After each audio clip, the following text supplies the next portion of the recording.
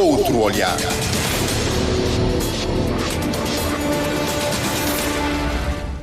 Hélio Varela, administrador executivo da Unitel T+, a crise momentânea da Sol Atlântico veio trazer à atualidade uma questão a que se tem referido bastas vezes, que é a necessidade de localizar os dados em Cabo Verde.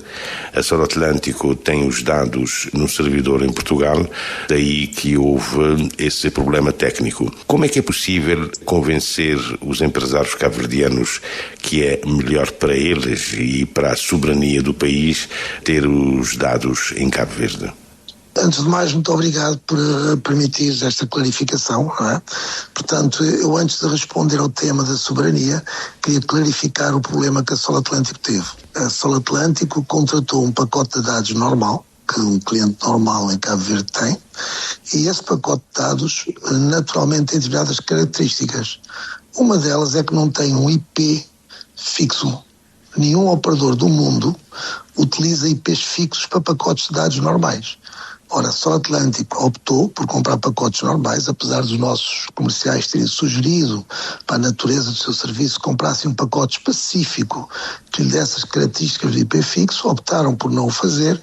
Portanto, obviamente, foi isto que originou o problema. Eu diria que talvez uma assessoria indevida técnica aos administradores da Sol Atlântico levou a cometerem este pequeno erro técnico que levou à paragem. No segundo ponto que estava a referir da soberania, efetivamente a Sol Atlântico tem uma base de dados fora do país, não é? E naturalmente também está vulnerável para caso haja algum problema no tráfego internacional, obviamente pôr em causa o seu negócio, não é? O seu negócio. Portanto, aí coloca-se um tema que eu tenho referido muitas vezes, que é nós temos que preservar a nossa soberania digital. E serviços críticos, e vamos entender que os transportes terrestres são serviços críticos, não é? Os serviços críticos não devem estar dependentes de algo que a nossa soberania não controla. Portanto, naturalmente, isto pode servir também de sensibilização a todas as empresas que detêm serviços relevantes no país, que devem cada vez mais albergar os seus sistemas no território nacional. É verdade, sim. Há exemplos de várias empresas que têm todos os arquivos fora. Aí o que é que o Estado pode fazer? Que tipo de incentivo? O Estado deve ter políticas que incentivam as empresas a guardar os dados, não é? E o Estado deve ter leis que definem que informação crítica para o país deve estar em território nacional, deve ser legislado. Muitos países, os países mais avançados, todos têm leis claras sobre a data sovereignty, sobre a soberania de dados, e nós claramente também são políticas públicas que nos devem. Eu penso que Cabo Verde ainda não caiu o clique. O clique ainda não chegou a nós de que os dados hoje representam uma dimensão soberana do país. E talvez quando isto acontecer, os serviços financeiros, os serviços de segurança, os serviços de cibersegurança, os serviços relevantes para o país terão cuidado de se defenderem e de protegerem o que é soberano. E aí os técnicos da área, as empresas da área, nomeadamente a Unitern e a Cabo Verde Telecom, que são os operadores, têm, digamos, a obrigação de despertar o Estado para essa necessidade. Não para venderem capacidade, mas para essa soberania.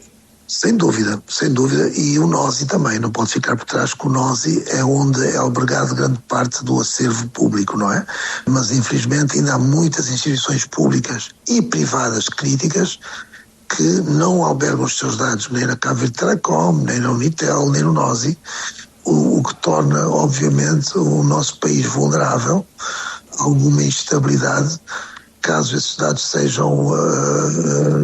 estejam vulneráveis. Não é?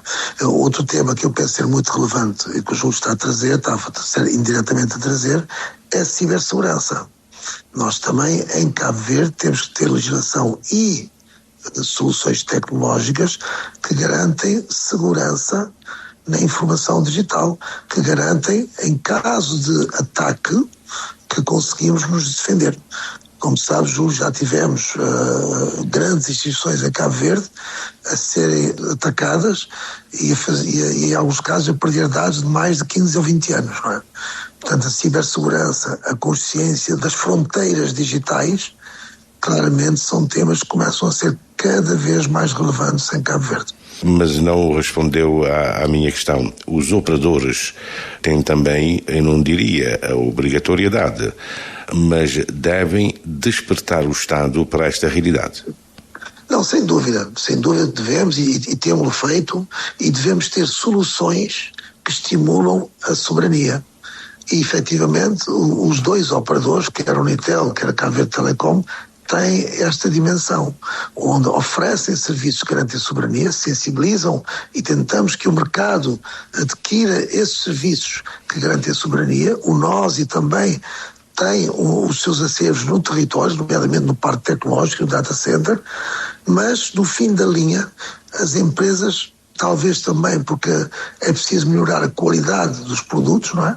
As empresas, muitas delas ainda sentem-se mais confortáveis em sucumbir a ofertas internacionais que albergam os dados fora. Porque o problema começa, Júlio, não é só o facto dos dados estarem fora, é que as empresas que vendem estas soluções são empresas que têm os seus arquivos fora, têm as suas bases de dados fora e vendem produtos na cloud, e uma cloud externa. Também é importante que as empresas cabo-verdianas comecem a confiar mais nas empresas nacionais e a adquirir soluções nacionais que normalmente estão albergadas no território nacional.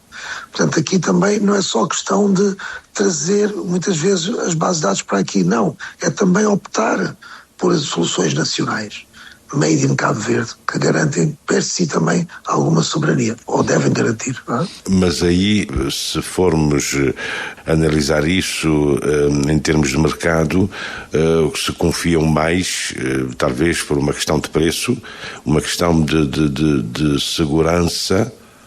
Eu acho que preço e segurança garante-se em Cabo Verde mais, ok? Qualidade. Repare, nós já temos competências técnicas em Cabo Verde que conseguem claramente atender às necessidades do mercado. Agora, existe esta, não quero chamar um complexo, mas esta tendência de achar que o que vem de fora é que é bom. E não é verdade, não é? Já temos vários exemplos, não é? Imagina o que era o sistema eleitoral cabo-verdiano antes de ter sido desenvolvido por competências nacionais. Imagina o que era o sistema financeiro cabo-verdiano ou os impostos cabo-verdianos antes de serem desenvolvidos por sistemas nacionais. Tínhamos sistemas muito frágeis e foram competências nacionais que desenvolveram e garantiram que essas dimensões estivessem cobertas com qualidade em Cabo Verde. Portanto, é preciso também ultrapassar este receio ou este estigma de que o que é cabo-verdiano é de menor qualidade. Não é verdade. Isso é uma questão que se resolve com marketing? Ou o marketing não chega? Não. Isto é questão que se resolve com políticas públicas, Júlio. As políticas públicas têm que estimular o endógeno. As políticas públicas têm que incentivar a aposta em o que é nacional. E há formas de o fazer. Há incentivos fiscais. Quem comprar nacional deveria estar isento de determinado volume de impostos. Está a ver? E quem comprar externo devia ter uma carga fiscal maior. Portanto, há formas de estimular o consumo nacional. É por isso que eu falo muito nas políticas públicas. É muito importante que haja políticas públicas a incentivar o endógeno. E hoje, infelizmente, não é assim, não é esta a nossa realidade. O momento certo para relançar essa questão é agora, com novo governo, novas políticas. Sem dúvida, e temos feito esta pressão nos lugares obviamente adequados, não é? Salvo raras exceções onde sentimos que a situação é muito ostensiva, mas nos lugares adequados temos estado a fazer a pressão para se apostar realmente. Repare, Júlio, eu venho de uma equipa, eu trabalhei, como sabes, no NOSI durante muitos anos e desenvolvemos vários produtos críticos para o país. Quem desenvolveu esses vários produtos são cabo-verdianos. Filhos de cabo-verdianos. E esses filhos de cabo-verdianos, tanto no setor público como no setor privado, continuam a ser esses mesmos filhos de cabo-verdianos. Portanto, se aceitou que o NOSI podia desenvolver situações críticas, então também, da mesma forma, se deve aceitar que empresas que estão no privado, muitas delas com pessoas que estiveram muitos anos no NOSI, também conseguem desenvolver soluções igualmente críticas. Portanto, é só uma questão do mindset. É de nós realmente acreditarmos que somos capazes. Talvez agora, inspirados pelos tubarões azuis, consigamos perceber que afinal nós somos bons quando queremos ser e quando insistimos e quando persistimos. Não é? É só uma questão de mindset ou uma questão de literacia também? Pode ser que os técnicos que prestam serviço nas empresas e até em serviços públicos não estejam a fazer o que devem. Compreendo a tua visão e há técnicos razoáveis, há técnicos maus, há técnicos bons e há técnicos excelentes. E aí o mercado deve ditar. Agora, a competência técnica está lá, mas quando essa competência técnica não tem políticas públicas de suporte, por exemplo, Júlio, veja qualquer, e até é interessante fazer um bocadinho de jornalismo de investigação à volta disto, veja os financiamentos que Cabo Verde recebe e veja os critérios para selecionar e para investir em empresas que dão soluções. Os critérios afastam todas as empresas nacionais de poderem concorrer. São critérios que pouco defendem o mercado nacional. Portanto, essas políticas públicas para criar um mercado competitivo, forte, credível e que dê confiança em toda a dimensão, é preciso políticas públicas adequadas. Isto tem faltado a Cabo Verde. As próprias políticas públicas expressam a baixa estima que nós cabo-verdianos temos sobre nós mesmos. Quando as políticas públicas nos incentivarem, é completamente diferente. Um exemplo, a Sol Atlântico. A solução da Sol Atlântico, do ponto de vista técnico, não é de nenhuma complexidade. É impensável não haver uma solução local. A solução de um pequeno comércio. Aliás, existe software para pequeno comércio neste momento, made em Cabo Verde, mas a adesão é maciçamente por software externo, preferencialmente português. Portanto, é preciso quebrar isto, é preciso quebrar da mesma forma que no setor público se quebrou no ano 2000. O setor público, a esmagadora maioria, é feito em Cabo Verde. Repare, mas o privado ainda não conseguiu fazer esta valorização do setor TIC nacional. É este o nosso grande desafio. A política pública a que fazes referência, a que fizeste referência há pouco, que não valoriza o local em todos os sectores, ou também nessa questão digital é preciso corrigir? Na minha opinião, Júlio, talvez melhor do que eu até possas ter uma opinião sobre isto, mas para mim é claramente transversal, não é só tecnológico, não é?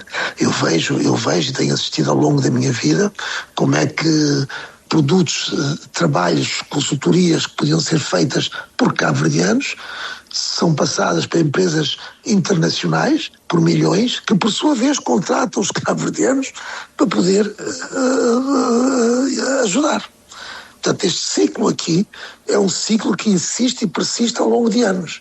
Agora, há um momento que eu acredito que nós teremos a nossa independência intelectual, ou não sei como chamar isto, que nos permitirá olharmos uns aos outros com o devido valor. Portanto, o Júlio sabe que em todas as áreas, não é só digital, em todas as áreas há muita capacidade, somos valorizados lá fora em várias dimensões, mas quando chegamos a Cabo Verde parece que perdemos valor e começamos a olhar lá para fora e a pagar milhões, quando por muito menos poderíamos usar as nossas competências nacionais.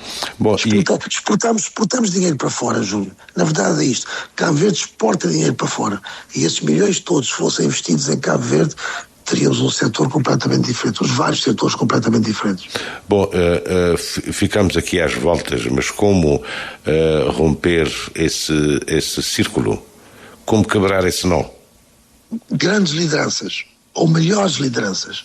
Nós precisamos de líderes que tenham a capacidade e a ousadia de apostar nos próprios recursos nacionais. É lideranças. Repare, Júlio, eu digo-lhe isto com toda a convicção. Em 98, quando vim para Cabo Verde, havia também este complexo no setor público. Não se acreditava, tinha software de americano, canadense, português, não se acreditava. E houve uma liderança que apostou que vamos dar aos cabo-verdianos a possibilidade de desenvolver o sistema financeiro, que é o SIGOF. E essa aposta transformou o espectro digital em Cabo Verde no setor público.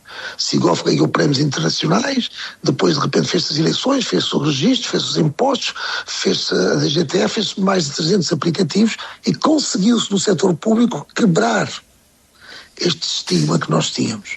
Mas não se conseguiu fazer no privado e em toda a sociedade. Mais literacia é necessária? A literacia sim, mas diria mais a liderança, Júlio, porque a literacia eu acho que é uma consequência de uma aposta no digital. Vamos apostar no digital, então é preciso capacitar, é preciso dar literacia, é preciso que as pessoas saibam usar o digital. Isso será uma consequência, mas primeiro é acreditar que somos capazes de fazer esta transição e acreditar que os cabo-verdianos são capazes de liderar esta transição. E no digital não tenho absolutamente nenhuma dúvida que os técnicos das empresas nacionais cabo-verdianas públicas e privadas estão preparadas para este desafio. Outro olhar.